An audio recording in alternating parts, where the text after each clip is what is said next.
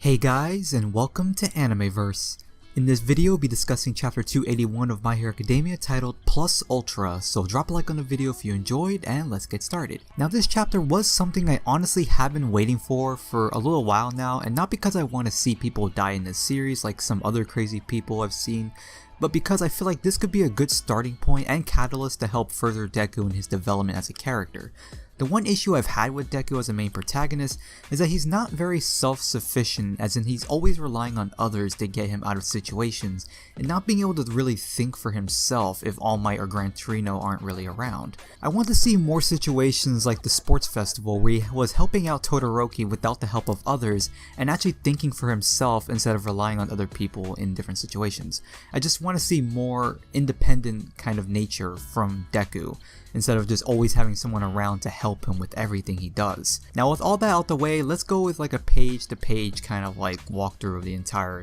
chapter. So for page 1, gives us a little bit of a dialogue from Shigaraki, as well as Rocklock guiding Manuel and Aizawa to a safer location to keep Shigaraki's quirks erased. Page 2 through 5, to keep it from getting redundant and all that kind of stuff, we have Shigaraki talking about the problems of society, saying that heroes are always turning a blind eye to the people that they can't protect, as well as giving us new panels from Shigaraki when he was younger, showing the crowd in a new light, making it seem like he sees the people evacuating the city the same way as he saw the people who ignored him in the streets as a kid, just like a bunch of silhouettes and nobodies. Since society rejected him, he rejects society in return, which honestly I can kind of relate to Shigaraki in a way when it comes to this kind of stuff, so I'm not really going to go into details about those type of stories, but I can relate to him in a small way with the way he perceives the world and how people actually react to said world. Now page 6 to 7, we have Endeavor coming in to attack Shigaraki again, since he is giving his speech and it gave him some time to recover from overheating a bit.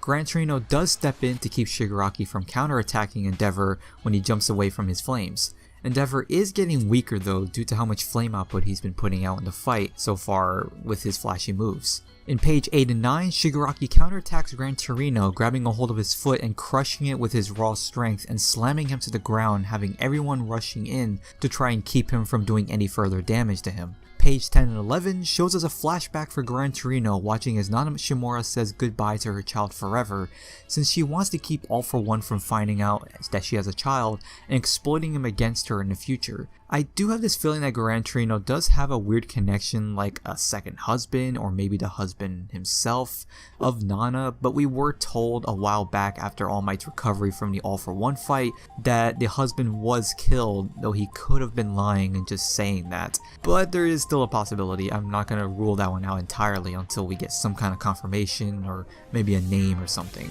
So anyways, going to page 12 to 13, we have Shigaraki hitting Gran Torino through the chest, killing him, and having Deku rush at Shigaraki in anger for his actions.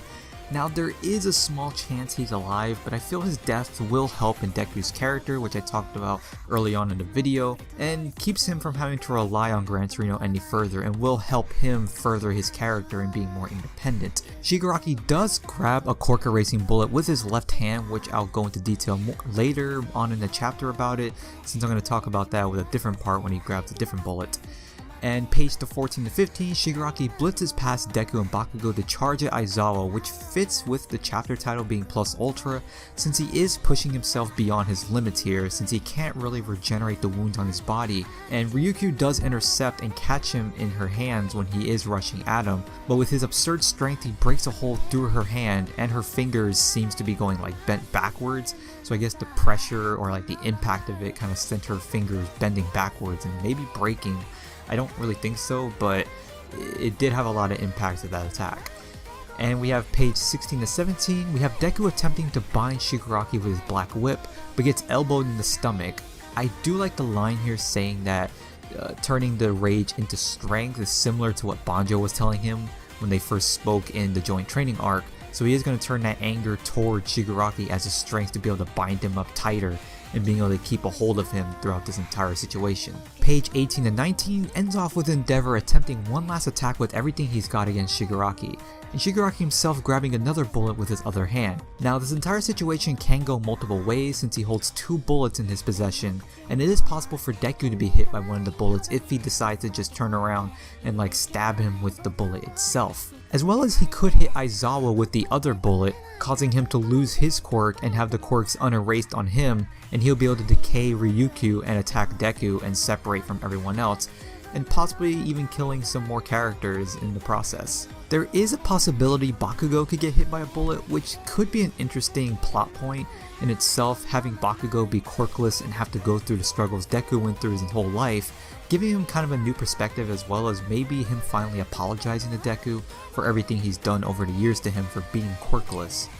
We do end off the chapter with a panel of Eri smiling from Christmas, kind of like a flashback panel, which to me is more symbolic of a scene showing that this is her quirk technically being used to ruin society in a way, ruining everything that's happening in this situation and ruining everyone's plans and ending the possibility of actually beating Shigaraki in this situation. Overall, this was a crazy chapter with a major death to the hero side, as well as a chance for more deaths to come with the upcoming chapters. I do believe it will be Aizawa or Manuel who lose their quirk, giving that Shigaraki the edge in this fight and possibly closing off the chapter with a bang. I do hope that Deku grabs Gran Torino's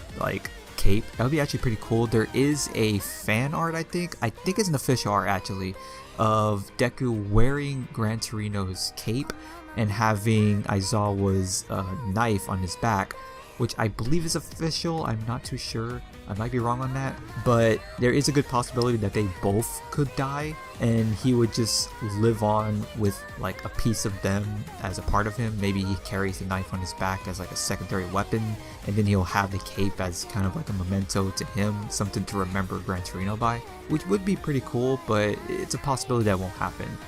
So that'll be the video for today, guys. I hope you guys enjoyed this video. If you did, don't forget to like and subscribe for more anime content, and I'll see you guys next time.